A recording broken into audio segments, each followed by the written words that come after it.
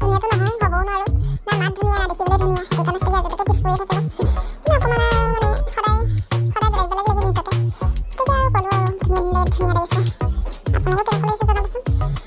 বাকী আহি থকা দৃশ্য এয়া বাগানৰ পৰিৱেশটো সদায় বহুত ধুনীয়া লাগে, শান্ত পৰিৱেশ।